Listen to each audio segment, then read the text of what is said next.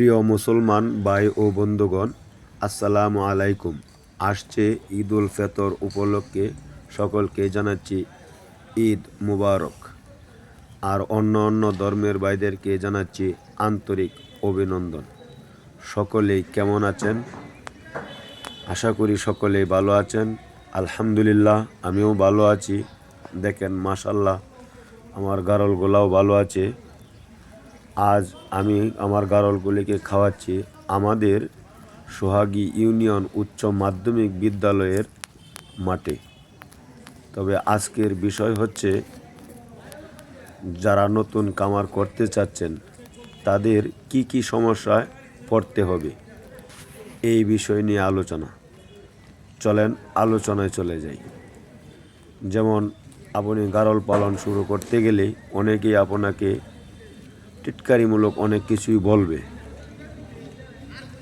আর গারল নিয়ে যখন আপনি মাঠে যাবেন, কাহারো বাড়ির পাশে দিয়ে বা কাহারো জমির পাশে দিয়ে, তখন অনেকেই আপনাকে বাধাগ্রস্ত করবে যে এদিক দিয়ে নিয়ে আইসো না, এদিক দিয়ে নিয়ে আসবা না।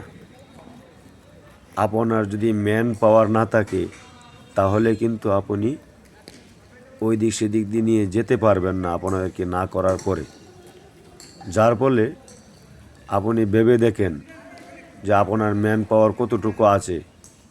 আপনি কি আপনার ম্যান পাওয়ার ভিত্তি করে এদিক সেদিক নিয়ে যেতে পারবেন কিনা বা খাওয়াইতে পারবেন কিনা।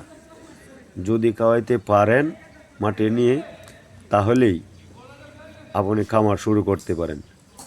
আর আপনার ম্যান পাওয়ার যদি না থাকে, তাহলে ভেড়া গারল খামার করা আপনাদের দ্বারা সম্ভব নয়। কারণ আপনি খামার এগিয়ে নিয়ে যেতে পারবেন না। এই বলেই আমি আমার সংক্ষিপ্ত ভিডিও এখানেই শেষ করতেছি।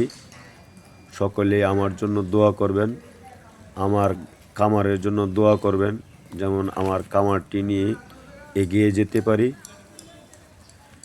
ইনশাল্লাহ। আর নতুন নতুন ভিডিও যেন আপনাদের সামনে নিয়ে আসতে পারি, এই বিষয়ে একটু দোয়া করবেন। আর সামনে ঈদ উপলক্ষে আমি বিশাল ব্যস্ত, কারণ হলো আমার বাজারে একটি বিকাশের দোকান আছে, দোকানটিও আমার চালায় নিতে হয়।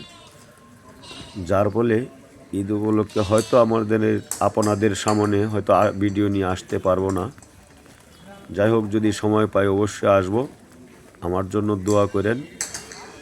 আর আমার এই ভিডিওটি যদি ভালো লেগে থাকে তাহলে একটি লাইক, কমেন্ট, শেয়ার করে দিবেন। আর আমার এই চ্যানেলটি সাবস্ক্রাইব করে দিবেন। আসসালামু আলাইকুম রহমতুল্লাহ।